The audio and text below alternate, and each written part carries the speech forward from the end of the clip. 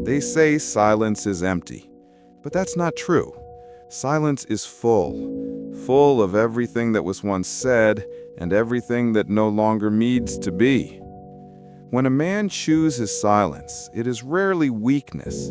It is the quiet echo of his understanding. The moment he realizes that no amount of explanation can change what someone refuses to understand. People fear silence because it forces them to hear themselves.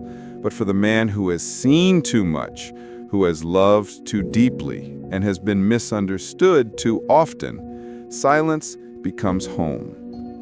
Epictetus once said, "We have 2 ears and 1 mouth so that we can listen twice as much as we speak." But he didn't mean listening to others only.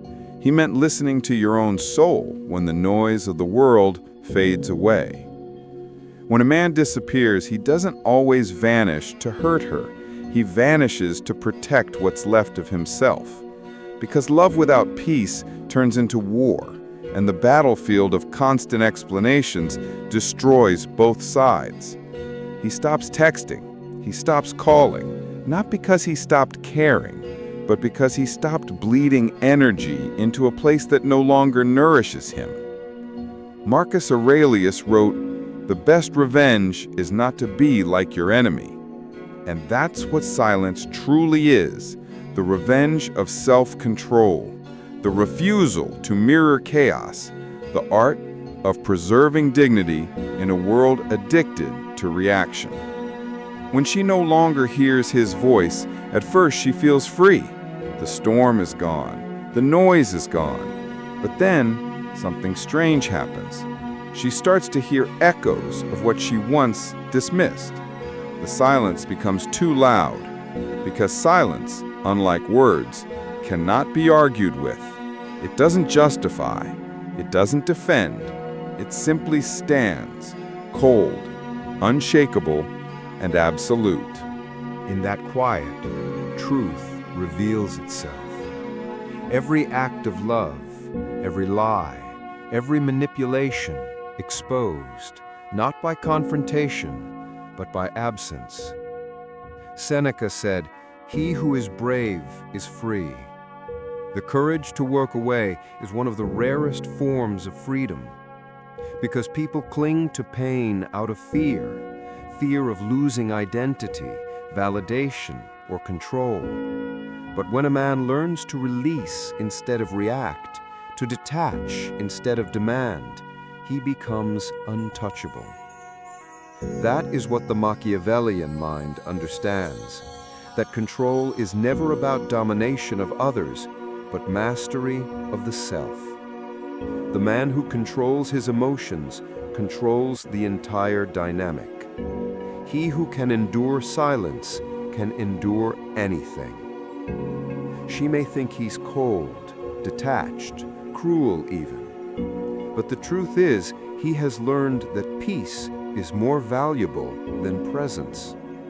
He has learned that sometimes walking away is not abandonment, it's evolution.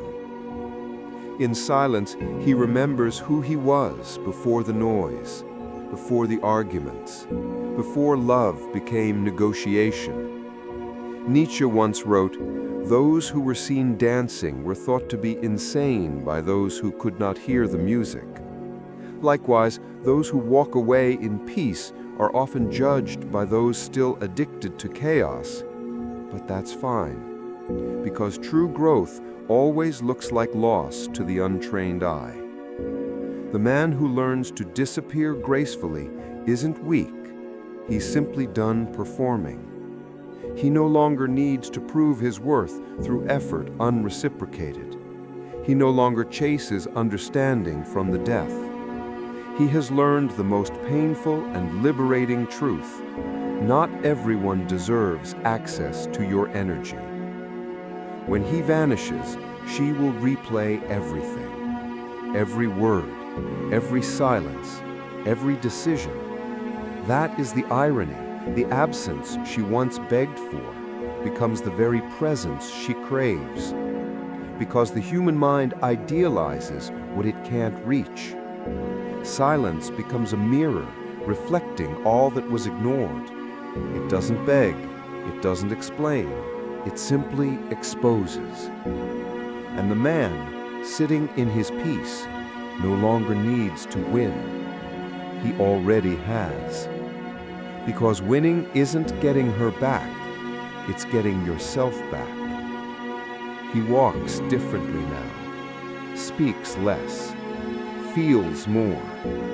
He has discovered what Epictetus called ataraxia, the calmness of the soul that comes from self-command. People will misunderstand it. They'll say he's heartless, emotionless, distant. But that's because they've never known what it means to master themselves.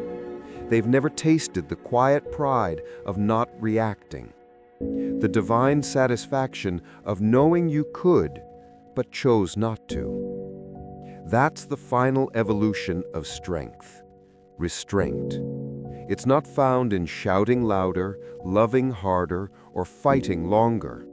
It's found in walking away without resentment, in loving silently, forgiving privately, and healing alone.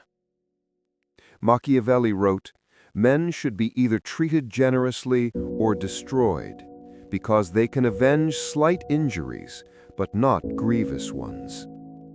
The Stoic interpretation of that is simple.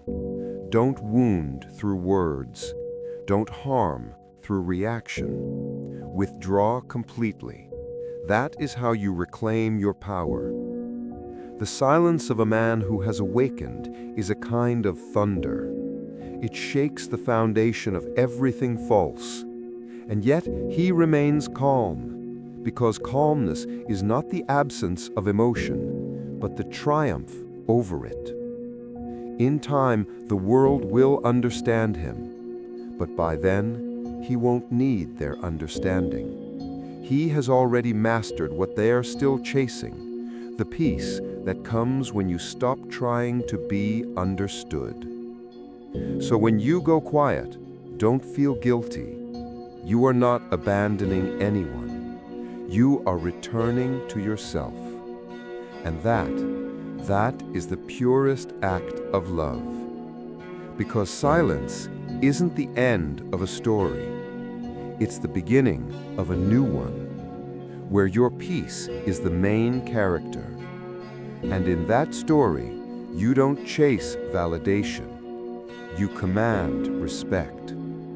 You don't beg to be heard. You become unforgettable by saying nothing at all. That's not weakness. That's mastery. That's the art of control.